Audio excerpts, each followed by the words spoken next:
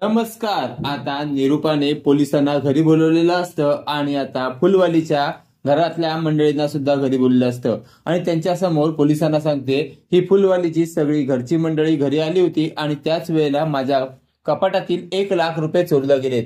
ते ऐकल्यावर मीराला खूपच राग येतो. आता सत्या हा निरूपावर चिडतो, म्हणतो ए निरूपा, काय बोलतेस तू? काय बोलतेस, काय कळतंय काय? तेवढ्यात मीरा हा सत्याचा हात पकडते आणि त्याला शांत राहायला सांगते.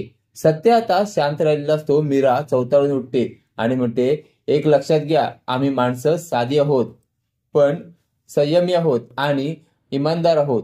तुम्हाला माहिती आहे का, आम्ही इमानदारीने पैसा कमवून इमानदारीने खातो. प्रत्येकाचं आम्ही मान ठेवतो. तुम्हाला मान सुद्धा ठेवता येत नाही.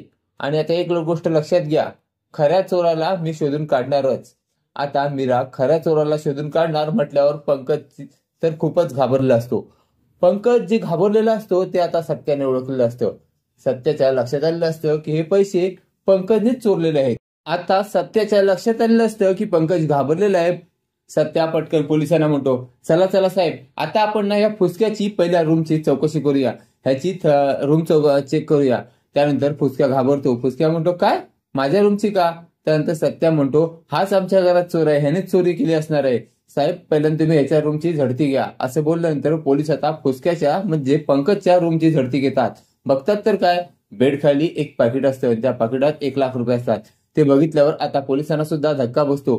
पोलीस पंकजला फरफटत घेऊन जातात आणि पोलीस स्टेशनला आणतात आणि 3rd डिग्री देतात. चांगलीच तूड उडवतात. त्यावेळी पंकज घाबरतो आणि पंकज म्हणतो, थांबा थांबा साहेब, मारू नका मला, मी सांगतो मीच चोरले ते पैसे. त्यानंतर पंकज सांगू लागतो. पंकज सांगतो, माझ्या बायकोला आता फिरायला जायचंय मॉरिशसला, त्यासाठी मला 60-70 हजाराची गरज होती आणि आता पप्पांनाच पेनल्टीचे 1,00,000 रुपये मिळालेत. हे आईने कपाळात ठेवलेत, हे मला माहिती होतं. आता ही मंडळी घरी आलेत, माझ्यावर कोण संशय घेणार नाही म्हणून हे पैसे मी चोरले.